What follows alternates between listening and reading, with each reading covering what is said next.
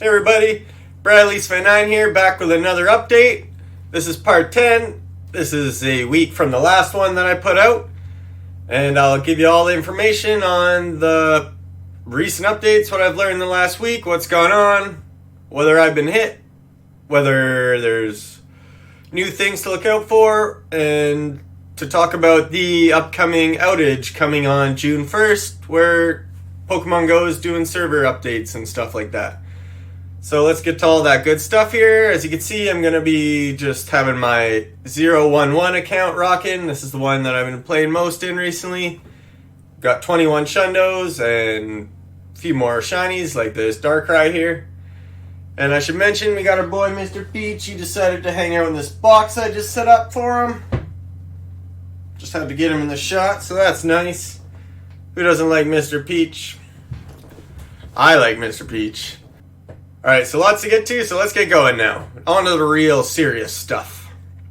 Okay, to start off, if this is your first Bandwave video that you're watching, and you want to know what the app is and all that type of stuff, you could just go into the description of this video and go to the Spoofing Vault section of my website, and that'll give you the quick rundown of most of the things going on, and questions that you'll have right off the bat.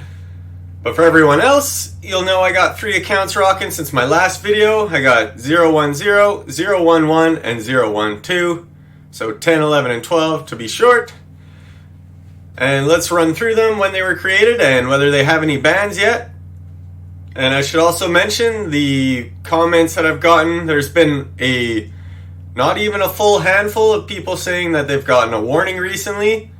But I believe they were all saying they were 30-day warnings, which means they were using an account that already had a warning, and means I'm not too sure what they did earlier, and you can't exactly tell when someone just says, I got hit with a warning, what they've done. That's why I create new accounts, so that I know there's no tainted evidence on whether the account is safe or not, because they could have done something earlier and triggered it and then just noticed the ban now. I'm not too sure. But the good news is there has not been a flood of people saying that they've been hit with bans. And all 3 of my accounts are still good without any bans.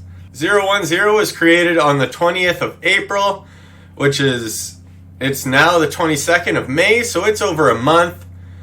It does not use any sort of no settings trick.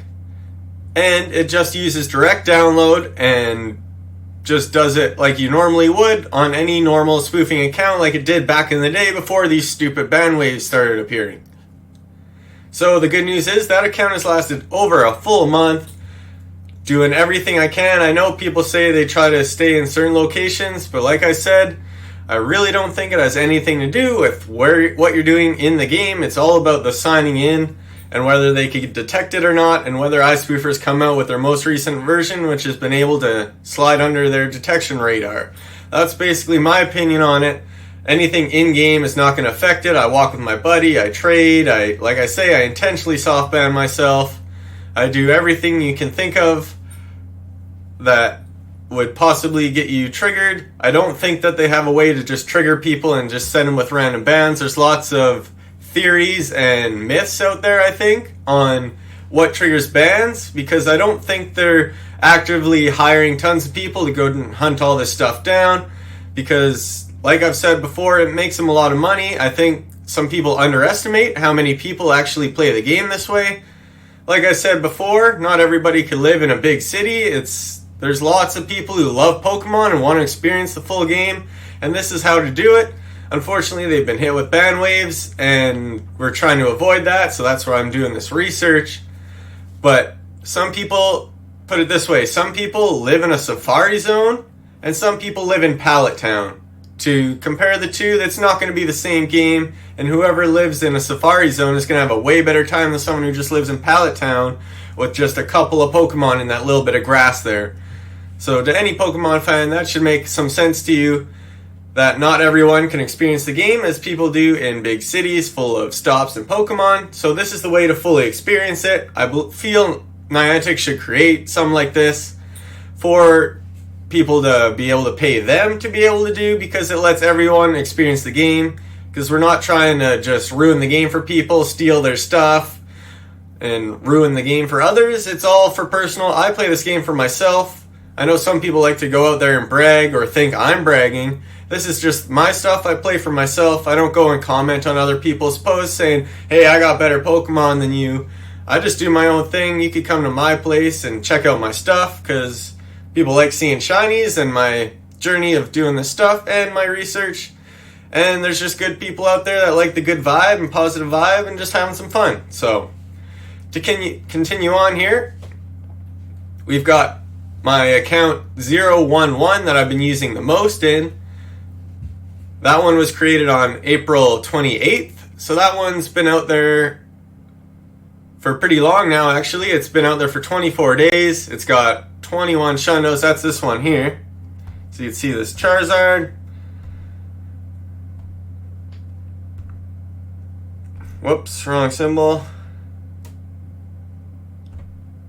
If you're wondering about these symbols, it's an app called Unichar. And I believe it's just for iOS. But I will be adding a section on my website or my Patreon where I'm going to put these symbols so people could just copy and paste them if they have other apps or other things like that so they could use them themselves. Not all of them will work in the Pokemon app itself, but some of them do, as you can see. So I just plop that symbol in front of a Pokemon if it's a Shundo, and then add the three little numbers at the end of the name there. So as you can see, 23 Shundos. These are all of them. Unfortunately, I haven't got a Pika Shundo. I've looked at a lot of Hundo Pikas, but as it goes, sometimes you get lucky and get 3 Shundos in a day for 3 days straight, and then sometimes you go 4 days and just get 1 Shundo. It's just the way it is sometimes. I can't make Pokemon be shiny. That's the whole fun of it still, because you're hunting down the 100 IV Pokemon. That's what I got on the far right there. And then I just hop to them, check if they're shiny. And as you've seen, if you see my post, most Pokemon are 1 in 450 chance of being shiny. So I still have to average go to 450 of these 100 IV Pokemon to find a Shundo. So it's not exactly easy as people like to point out. It's easier than if you're playing legit, but if you're playing legit, I don't think it's possible. So just accept it's a different type of way of playing the game and just don't compare yourself to me because I'm playing it differently. That Pokemon's not there, so move on. So the good news is this account is still good, still no red warnings, and I've been playing constantly every day, doing everything I can, trying to raid as much as possible. And like I said in my other videos, I've been using the no settings trick on this one, except I'm only changing the GPS location. Or I should say spoofing location right there. As you can see, I turned that off before I signed into this account. But as you saw in my part 9 video, that I don't think it's necessary, to be honest. As you saw, 010 still doesn't have a ban. I thought it kind of would by now, but it hasn't, and it's passed over a month, and it doesn't use any sort of trick and plays the game as you normally would, which is way less of a pain in the ass than trying to turn off settings and things like that. So anyways, even though I don't feel it's completely necessary, I'm still going to stick with it on this account and keep going. Hopefully I won't get hit with any bans, but as of right now, I'm still not saying the ban wave's over. There's no specific way to just say, yeah, it's done, it's over. To the people who still want to use their main accounts or important accounts, I mean, you could still risk it. I'm not saying don't do it at all. You could still try. You could see how long these accounts have lasted. Maybe you could go a week, do a couple of things, and then not play and be safe. I'm not going to guarantee that, but you could try it if you want. But as I've said, I advise just creating a new account and getting used to that one, because you don't want to be, I know people say, what's the point? But once you create a new account and start getting some stuff and hitting those dex entries and getting new shinies, it doesn't take much to get pulled back in and start playing the events. But hey, everyone's got their own opinion. Some people are kind of more closed out and aren't too open to trying other things and get bored easily. Now the one other account I have is 012. That one was created on May 5th, and that one was basically because 010 hit level 30, started to level up a different account, and the cooldown was off, so I wanted to abuse that, as I mentioned a lot more in my other video I did a whole bunch of things when the cooldown was off, and that account still doesn't have a warning. That one doesn't use any sort of trick and just uses direct download like 010 does. Now I should also mention that I've been signing in and out of 10 and 11 on the direct download on my phone, in and out to catch different Pokemon and things like that, so signing in and out still is not an issue either. So overall, even if you don't want to use your main, which I advise not doing, you can see that an account will last at least a month without getting hit with a ban right now. If you follow me since the beginning of this ban wave, it's gradually gotten better and taken longer to get a red warning. And we're hoping it gets to that stage where you just don't get one at all. So it's at least worth creating a new account, getting shinies, and if you want, you could just trade them over to your main account if you're really that special about it and want to just focus on that main account only. And it would only cost you, as long as you open one gift with each other or whatever, to get one heart. It'll cost you 20,000 Stardust to trade any Pokemon as long as the original Pokemon is in your Pokedex. If you have a Gibble and want a shiny Gibble, it would just be 20,000 as long as you've caught at least one Gibble in your Pokedex in your main account. So there is benefits on creating a new account if you want to still just stick with the main until the ban wave's over. As far as my main, people have been curious about it. I will be making videos on the things it's got because it's got a lot of cool stuff on it and lots of things people are curious to see. But as far as me using it, I'm not going to worry about it right now because there's no point going and getting it banned. That would be the most heartbreaking thing. I'm just going to keep doing this until I get an account that doesn't get banned and then focus on that account. And then, as I've said, if you follow all of my ban wave videos, you know, before I've said that I believe the strikes get reset after a year. So once a year passes, maybe my main won't have any more strikes and I'll feel more open to sending it back into the spoofing world if it's still safe at that time. But for now, we're just going to stick with new accounts because I don't see the benefit in getting my main account banned, which was created the day it was released in Canada. So I'm not going to risk that, but I'm also not going to play legit in my hometown because it sucks and is a complete waste of time. Like, if you don't have any other hobbies, if you don't like playing console games or going outside and playing sports or have pets or anything like that, then I guess you could play legit in a small town, but it would take a lot of your life away to get not very much Pokemon, so I'm not going to touch my main really until further notice, except I will sign in to the legit app and make videos of it so you can see all the stuff that's on it, the shundos and things like that. But as far as using it, it's going to be put on the shelf for now. And I advise you to do the same. It doesn't take much to get attached to a new account as long as you start getting some cool stuff on it. And I'll be making more videos coming up here on how to benefit more from using this app. Now, as far as other apps go, there is iPogo. I've heard that's pretty good too. It works similar, and there is a direct download, I believe, for that too. You could just go and Google it. You'll find it pretty quick. Now, the risk of being banned is the same over there. Now, for where I download it from, I use IPA Store, like I said before. You could go check out my review and how to download on that. My review is still, I think it's very much worth it. You avoid all those down periods. People will hit me with a whole bunch of DMs saying, why won't it download? Why won't it download? And usually if you go to the iSpoofer download website, it'll say a little message underneath. So don't ignore that message. If it says in a red line, direct download is currently down, don't go and DM me asking why.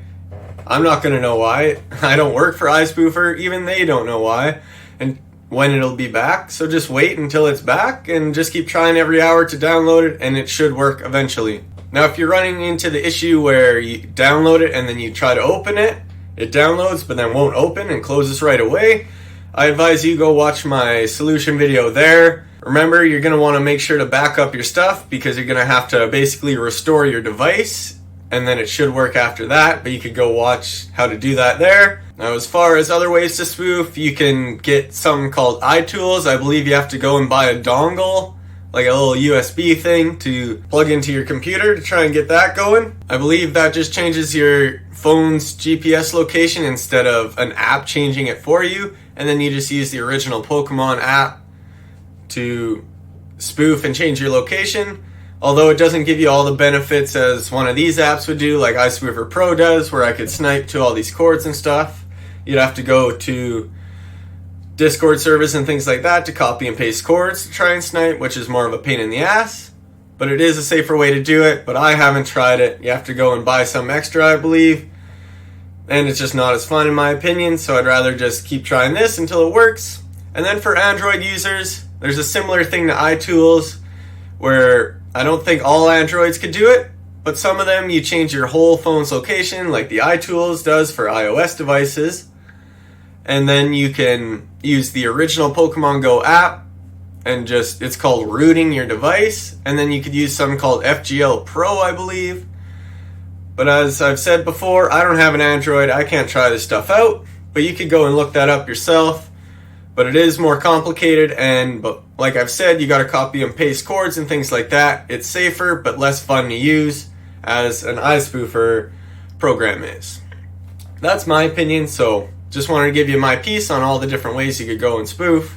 Now to get to this recent news that came out, that on June 1st, Pokemon Go will have a server update, and the whole game will be unavailable to play, as they'll be doing some heavy maintenance, which is a first for them, because I don't remember this ever happening before, so there's lots of speculation on what the hell they're doing. So obviously there's going to be rumors on it being a ban wave coming, and it being all security and things like that. My piece on that, it could be just as simple as them just cleaning some things up, and maybe, but it could also be as drastic as them creating their own spoofing server, as I've always thought would be cool, have a legit and a spoofing server, so that they never interact with each other, and then both people could be happy, and Niantic could make money from both people.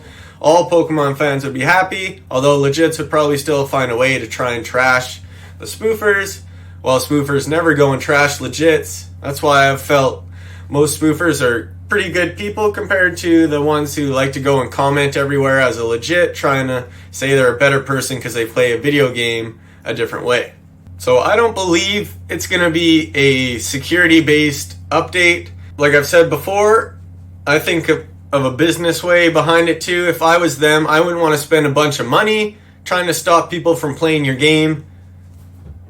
Like, I know it's against the terms and services, but at the same time, we're not just like creating new stops and dropping graffiti on the ground and making random crap appear, and like in the handheld version when people generate shiny legendaries and put them through wonder trades, that's more cheating. This doesn't screw around with anyone else's game. It just changes my location, and I still play the game like everyone else would, except for the location part. You could change that by walking. That's the whole fun of a video game, in my opinion. When I'm outside, I don't want to be glued to my phone. I go somewhere new, I want to be checking out what's around me. I don't want to be like, oh, let's see what it looks like on my phone. Like, that's my opinion. But I'm not saying to take it for granted. I would still be safe afterwards when it comes out. I may not use this account instantly. I may create an account 013 just to test the waters on that stuff. As I've said before, creating a new account makes it so I know nothing beforehand would have caused a ban or whatever. If I use one of the other accounts that I created before and bring it out, there's a chance prior actions that account did will cause a red warning, which would, as I said before, taint the evidence and make the data kind of pointless and kind of hokey. You don't know if... That's why when people say they get a red warning but don't add any information, it's hard to really tell what they did. So I should also say thanks for everyone who's commented below in the comments and other videos and things like that on information. It's helped gather where we are now, and lots of people have been along for the ride here, so thanks for being with me. It's been great. Hopefully it's just going to get better. It's still no red warning. I think that's 3 videos in a row where I don't have a red warning, and the new June 1st outage coming up in 8 or 9 days or whatever, I'll be testing that stuff out too, so I'll probably have a video out before then for a little more heads up if more information comes out and whether these accounts are still good. So I hope to see y'all there. Most likely it'll be on next Friday. Try to do it every Friday.